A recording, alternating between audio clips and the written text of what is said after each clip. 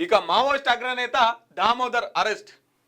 Damodar alias బడే Chokka Rao arrest అయిందంట.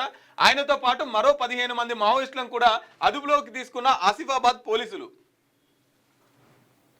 సిర్పూర్ పరిధిలో అటవీ ప్రాంతంలోని కూంబింగ్ ఎదురు కాల్పులకు ఆస్కారం లేకుండా అరెస్టులు. హైదరాబాద్లోని డీజీపీ కార్యాలయానికి తరలింపు.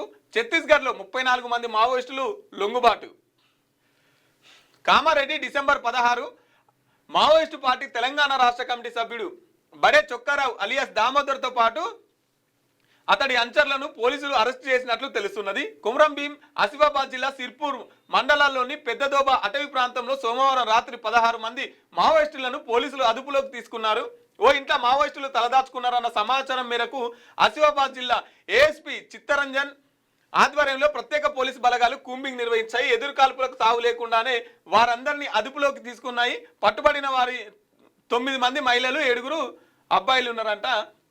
డీజీపీ కార్యాలయానికి, హైదరాబాద్ డీజీపీ కార్యాలయానికి తీసుకొచ్చిరట. ఎటువంటి ఎన్కౌంటర్లు అయితే, కాల్పులు అయితే ఏం జరపలేదు, అరెస్టులు చేసి తీసుకొచ్చిరట. మంచి పద్ధతి ఈ కాల్పులు అనేది మంచి. ఒకవేళ మీకు నిజంగా ఎదురు కాల్పులు అక్కడి నుంచి వస్తే మీరు చేస్తే పర్వాలేదు, కానీ నిజంగా నిరాయుధంగా దొరికితే కోర్టుకు అప్పగించండి, వాళ్ళను కోర్టుకు సంబంధించి అప్పగించాలని చెప్పేసి అట్లా ఒక 34 మంది మావోయిస్టులు ఛత్తీస్గఢ్లో లొంగిపోయారట.